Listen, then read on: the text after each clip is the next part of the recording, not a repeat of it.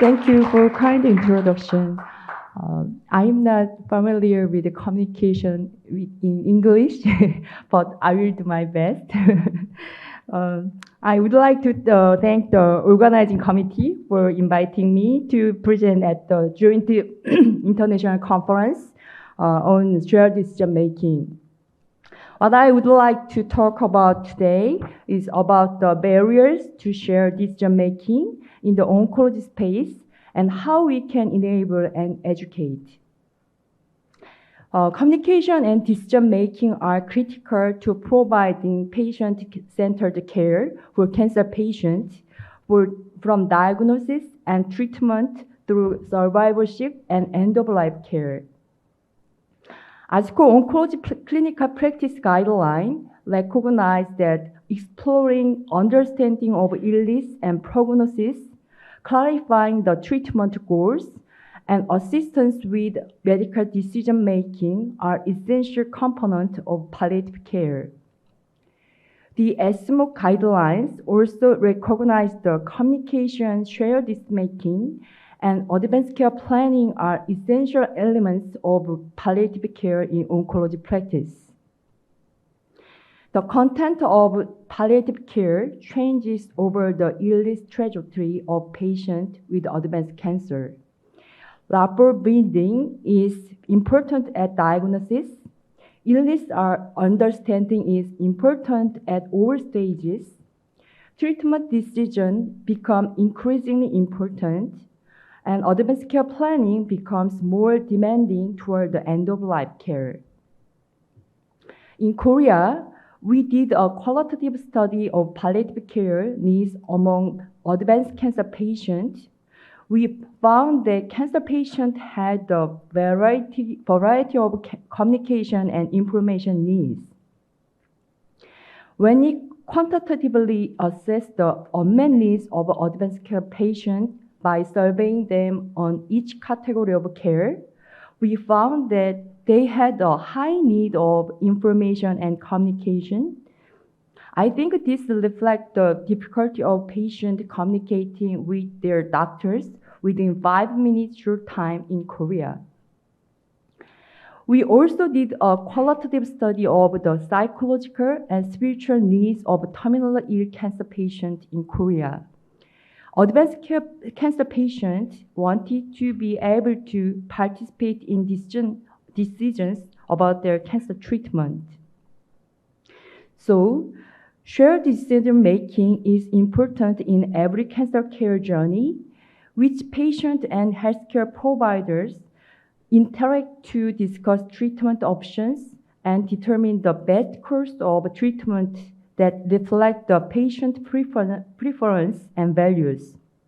At the time of diagnosis, multidisciplinary care is needed to explain the diagnosis and various treatment options, as well as to set treatment goals and make decisions about the treatment plan based on the patient condition, value, and preference. In addition, when starting a new cancer treatment or using a particularly expensive chemotherapy drug, its effectiveness and major side effects should be explained, and treatment decisions should be made based on the purpose of the cancer treatment and the patient values. In particular, advanced or terminal cancer should shared decision-making for advanced care planning is necessary, and treatment decisions are made in consideration of quality of life and goals of care.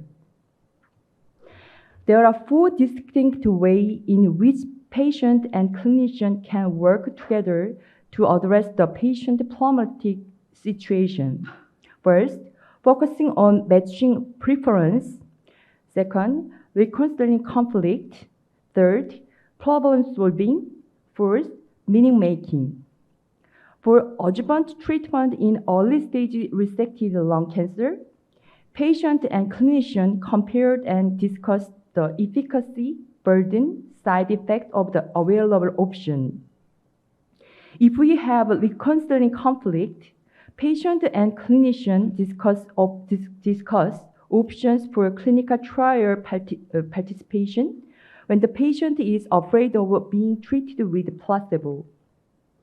For problem solving, patient and clinician discuss different ways in which the toxicity of systemic therapy can be managed and mitigated. Sometimes, for making meaning, patient and clinicians seek to make sense of the lack of cancer response to therapy and develop a way to frame the situation and bring patient, family, and others into a joint understanding that the patient care has new goals and approach. Especially, patients with advanced cancer need to be well informed about their condition and prognosis. And shared decision making is important to help them identify what is important to them in their lives and choose their treatment. But in the real world, we don't have enough time to discussion. In the study of feasibility of PORST among terminally ill cancer patients in Korea, 60% of the 336 terminally ill patients had their oncologist explain PORST to them, and 52% of those who were told about PORST actually completed them. Barriers to end-of-life discussion among physicians included difficulty with prognostication, family's reluctance, fear of disappointment or hopelessness, and lack of time. Prognostication difficulty was the barrier of end-of-life discussion, but most cancer patients want to know about their diagnosis and prognosis. In a case of more than 400 patients with advanced cancer, 46% of advanced cancer patients wanted full disclosure of their diagnosis, and most advanced cancer patients want to partial or fully disclosure of their prognosis. But in Korea, about 45% of doctors are not good at explaining end-of-life condition to cancer patients. The doctor in Korea explained the terminal cancer condition mainly to their family. Perhaps because of our family-centered culture, we feel more comfortable telling the family about the prognosis before the patient. In a recent published study, cancer patients' accurate knowledge of their prognosis influenced their end-of-life care decisions. When patients with advanced lung and GI cancer were asked if they thought their cancer was curable, 66% reported that their cancer was likely curable at the assessment of close to death. Overall, 59% of patients reported they were terminally ill. And patient acknowledgement of terminal illness was only associated with lower risk of hospitalization in the last 30 days of life. Patients who reported their cancer was likely curable were less likely to utilize hospice or die at home, and they were more likely to be hospitalized in the last 30 days of life. In this is a model to predict 6 months mortality of cancer patients using machine learning. Observed 6 months survival for random forest model risk. Threshold was determined in the random forest model by setting the alert rate to 0.02, which corresponds to a proportional risk of 6 months mortality of 27%. When oncologists were provided with machine learning-based communication nudge, 38% of patients completed the serious illness conversation. Machine learning intervention to promote serious illness conversations was associated with end-of-life savings driven by decreased chemotherapy. The intervention led to $13,559 adjusted saving in the last 6 months of life.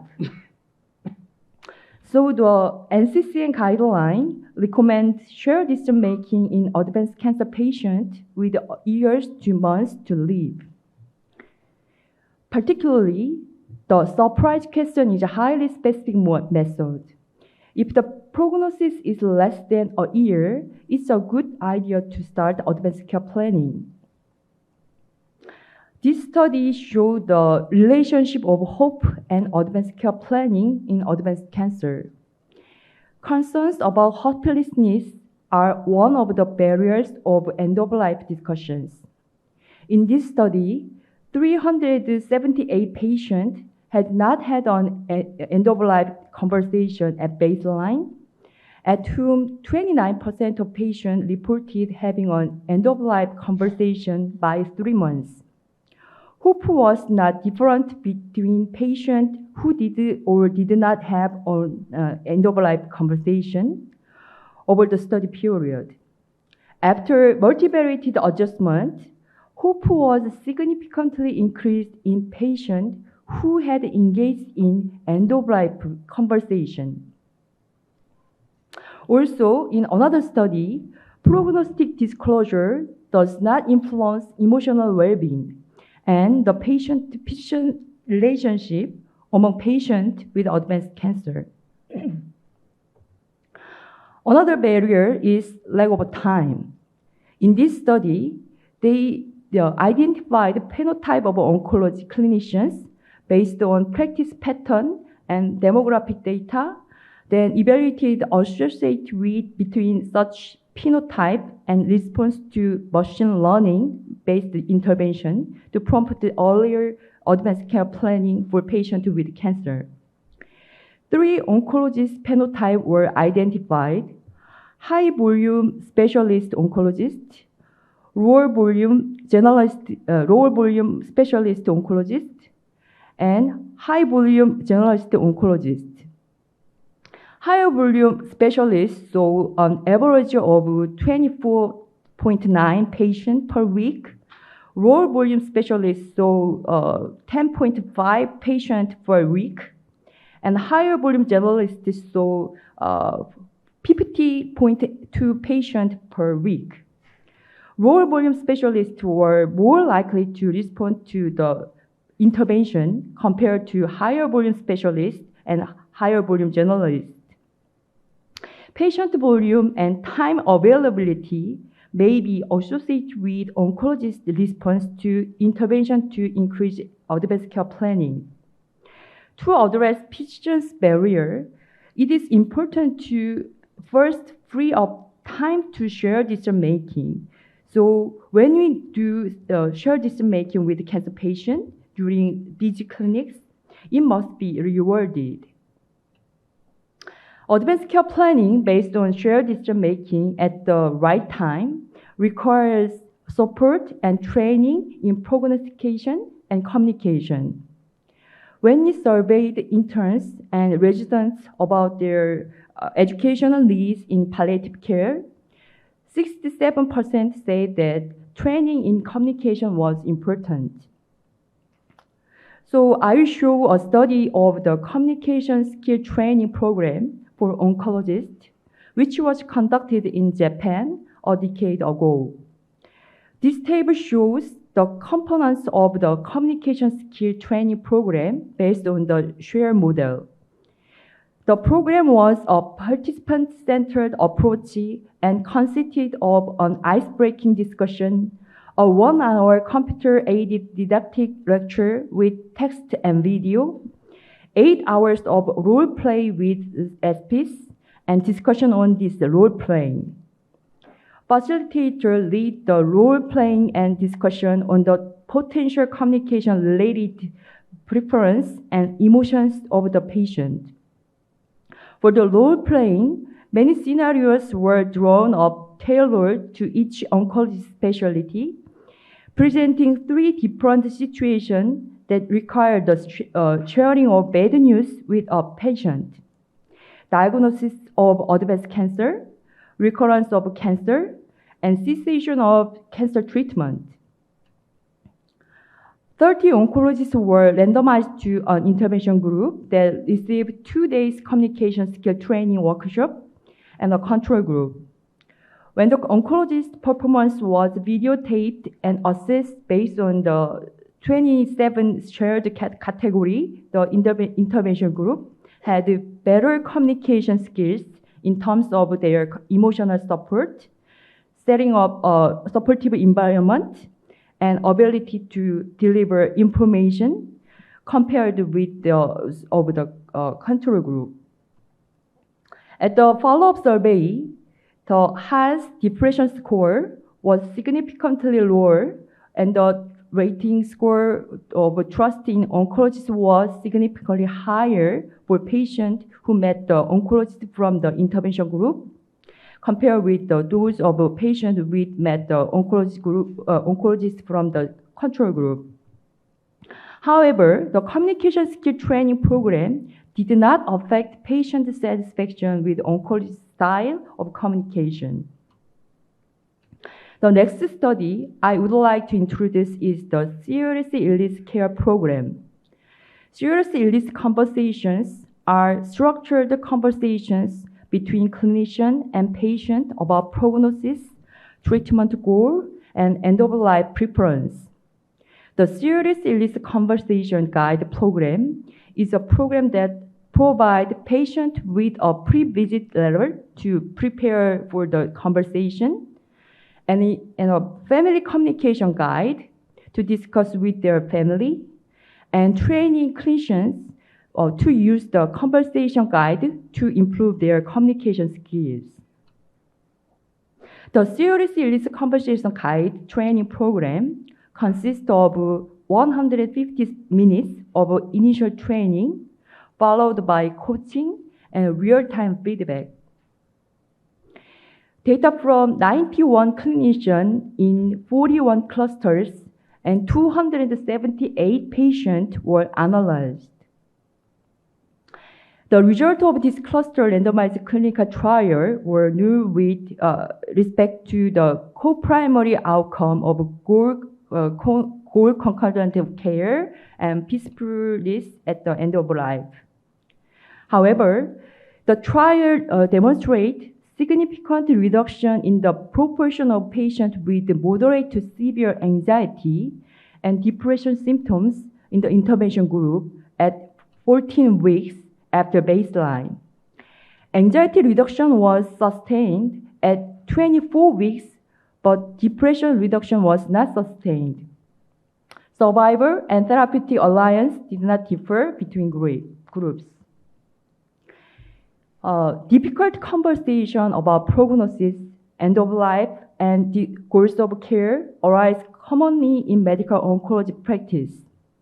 This conversation was often highly emotional. Medical oncologists need outstanding patient-centered communication skills to build trust and rapport with their patient and help them make well-informed decisions. Key skills include exploring patient perspective, responding to emotion with empathy, and maintaining mindfulness during highly charged conversations. These skills can be taught and learned. MD Anderson Cancer Center developed a monthly 1-hour communication skill training seminar series for physicians in their first year of medical oncology, subspecialty training.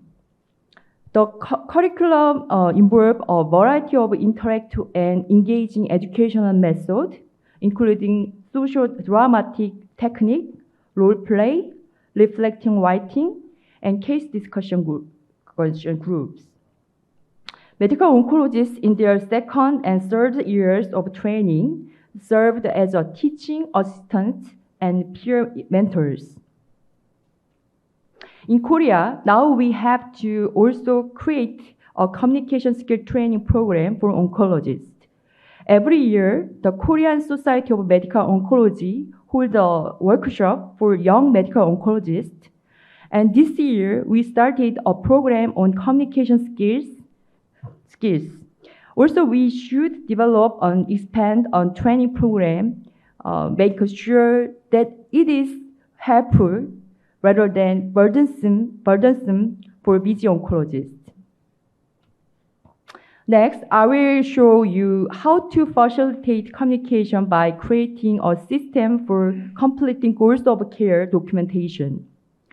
This template, created by Memorial Sloan Kettering Cancer Center, enables clinicians complete the components that apply to communication about goals of care with patient, including cancer natural history, patient goals, topic of end-of-life discussion, including resuscitation preference and receptivity of hospice referral. Rate of both inpatient and outpatient documentation in the U goals of care template steadily rose over the evaluation period. Early end-of-life discussion using goals of care documentation were most likely to result in a hospice referral at 57%, followed by a late end-of-life discussion at 44%, and no end-of-life discussion at 28%. Decision aid help patients make informed decision by clearly communication, treatment option, pros and cons, and expected outcomes. Decision aid can be in the form of books and brochure, or they can be interactive using a website or mobile application, allowing patients to explore information specific to their situation. Tools can provide a list of questions or checklists that can be used in consultation with a doctor to help ensure that nothing important is missed. This tool can help patients understanding their treatment and feel more confident in making treatment decisions. Importantly, decision aids are only a tool to help patients make the final decision, and individual counseling and discussion between the patient and doctor is still important. 46 trials evaluated the patient decision aid for cancer care, including 27 on screening decision, 12 on treatment, 4 on genetic testing, and 3 on prevention. Compared with control, the patient decision aid group improved the decision-making process with decreased decisional conflict, reduced clinician controlled decision-making, and fewer patients being indecisive. Interdisciplinary team roles are critical in the shared decision-making process for cancer patients. Doctors, nurses, psychologists, and other professionals work together to develop a comprehensive understanding of a patient's physical, emotional, and social needs. Today, in the Karina's lecture, it was impressive to see how many healthcare providers of different roles works as a team to make shared decision-making in a hospital in Denmark. With each team member share their experience, communication with the patient is improved and the patient can make more informed decisions. A multidisciplinary team can create a customized treatment plan that takes into account a patient's individual circumstances and preference. This enhances the overall treatment experience for cancer patients and contributes to improve patient satisfaction and outcomes. Thank you for listening.